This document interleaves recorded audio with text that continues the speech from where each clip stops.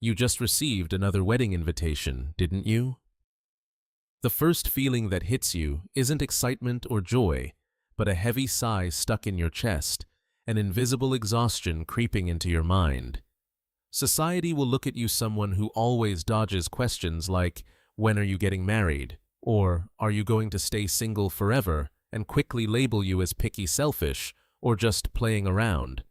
But what they don't know is that behind that polite smile and clever shake of the head is a psychological defense system working at full capacity. You don't hate love at all. In fact, deep down inside, you crave a genuine connection. But you are terrified of marriage. You truly fear it. And today, we're uncovering the most brutal psychological hidden corners that no one dares to talk about.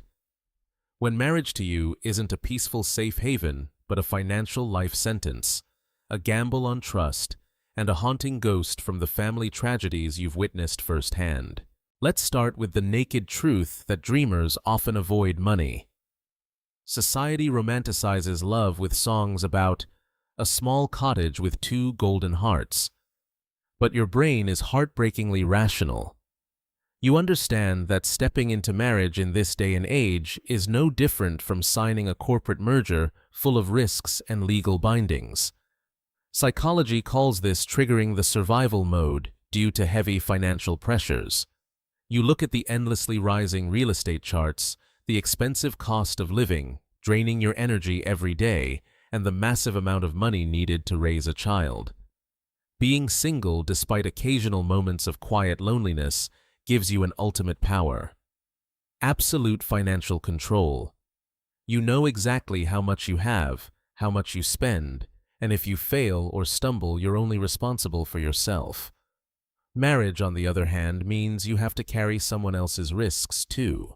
Your hesitation before the door of marriage isn't cold materialism, but the bitter maturity of someone who clearly understands that no matter how beautiful love is, it can't pay the utility bills, it can't cover hospital fees, and it can't fill the fridge every month. You fear instability. You fear the feeling of having to humble yourself or struggle for money in a relationship that should bring peace. But financial pressure is just the outer shell. The real barrier making you step back lies in something much more fragile and easily broken: trust. There's a psychological truth that people who avoid commitment often carry a massive trust deficit towards other people.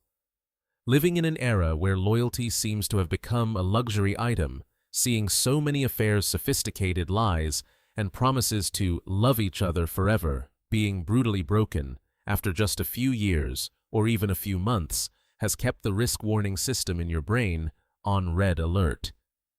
You'd rather build a really high, really solid wall with your own hands to protect your heart than give someone the privilege to enter and destroy it from the inside.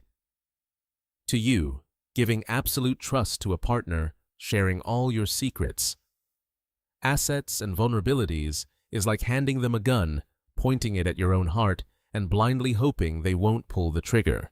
That suspicion and defensiveness isn't born out of cruelty or heartlessness. It's born from the most primal human instinct: the desire to be safe and to protect the integrity of your soul.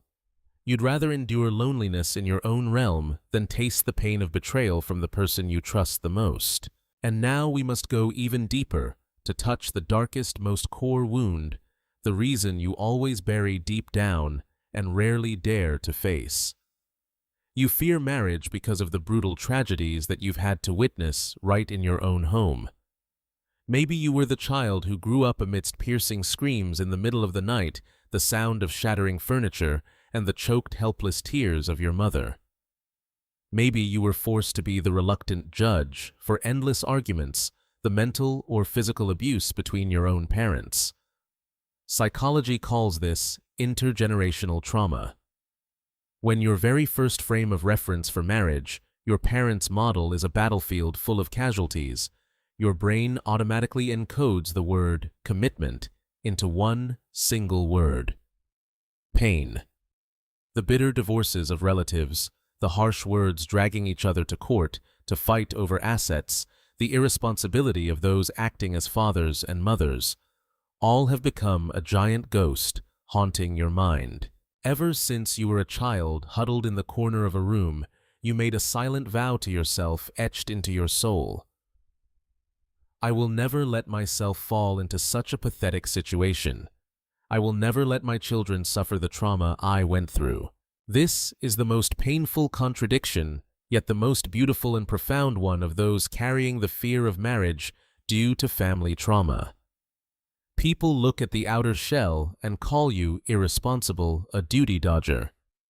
But the truth is exactly the opposite. You are the one who treasures commitment and the sacred meaning of the word family more than anyone who jokingly uses marriage as casual gossip. You don't view marriage as an experimental game like, let's try getting married and divorce if it doesn't work out. You absolutely won't dare walk down the aisle just because of public pressure to please your relatives or for the excuse of being at the age to marry. Precisely because you understand so well the terrifying destructive power of a toxic marriage on the lives of those involved, and especially the children that you choose to stop.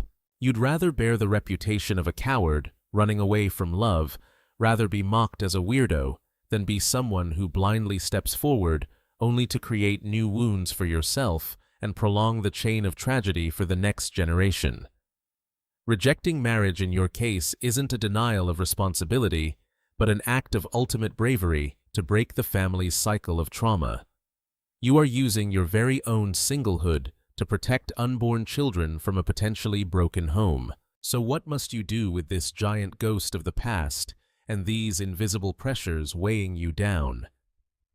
The first and most important thing I want to tell you is, forgive your own fear.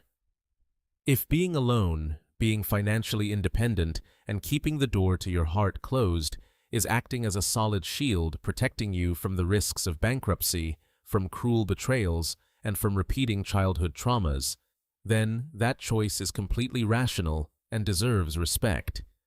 You are not broken out of sync or abnormal.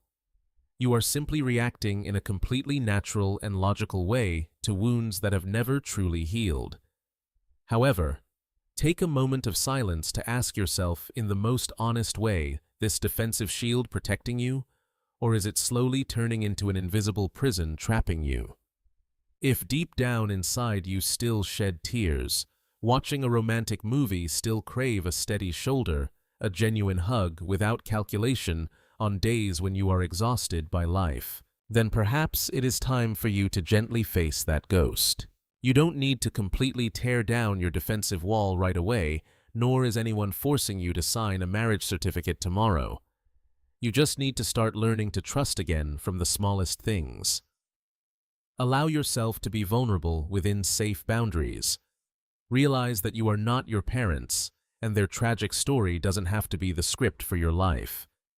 You have the right to rewrite the definition of happiness with the solid financial conditions you created yourself, with clear boundaries on trust, and with a heart that knows how to heal itself.